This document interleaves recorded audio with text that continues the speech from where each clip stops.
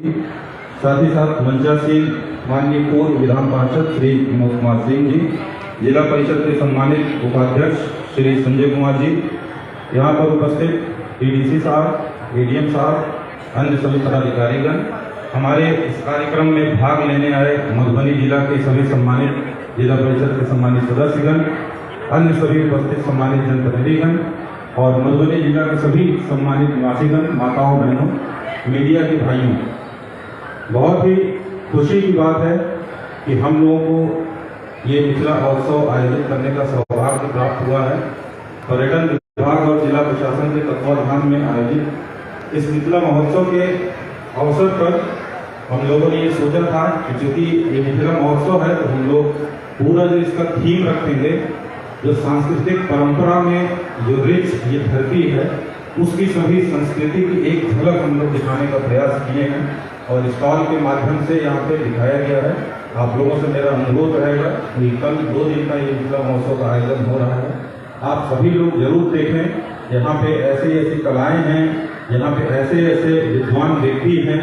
कि जो आप देखेंगे आपके मन में तारीफ की उनकी निकलेगी। आज सुबह जब हम लोग इसका निरीक्षण कर रहे थे दोपहर में, तभी देखा यहाँ पे ऐसे ऐसे महान आर्टिस्ट हैं, उनको लगता है कि जिनको इस कलाओं को और ज़्यादा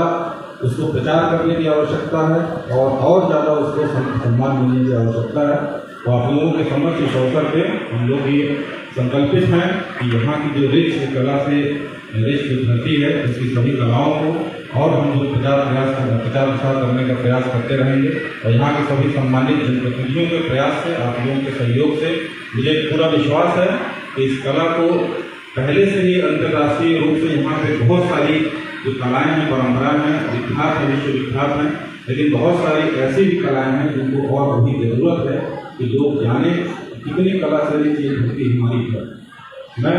जब से इस जिला में पदस्थापित हुआ हूँ, मैं बहुत यहाँ की जो सांस्कृतिक परंपराओं के रिच धरती है, बहुत ही अभिभूत हूँ।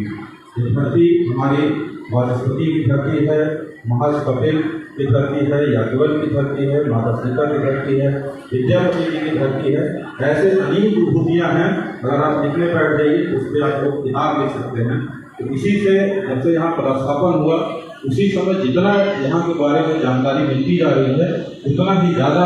इस धरती के लिए सम्मान का भाव आता रहता है। मिथिला महोत्सव के अवसर पे हम लोगों ने ये प्रयास ये भी किया है कि यहाँ के जो बच्चों को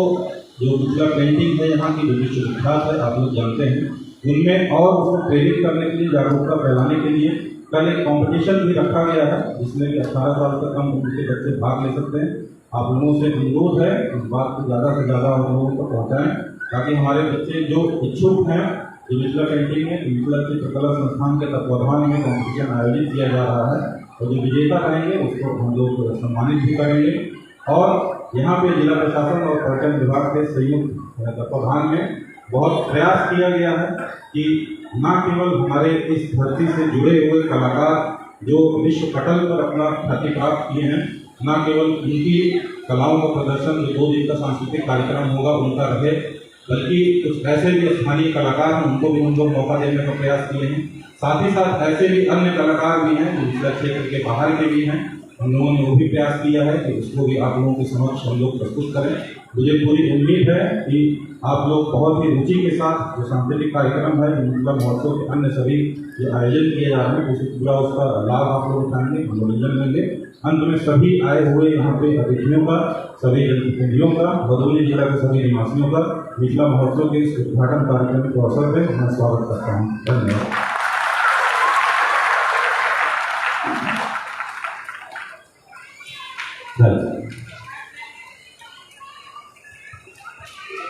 बहुत बहुत धन्यवाद महोदय,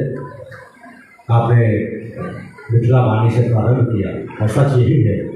कि मिथिला की धरती पर जो लोग आते हैं वो अपने को धन्य मानते हैं। मैं चाहूँगा जिला पदाधिकारी महोदय के एक बार जोरदार ताली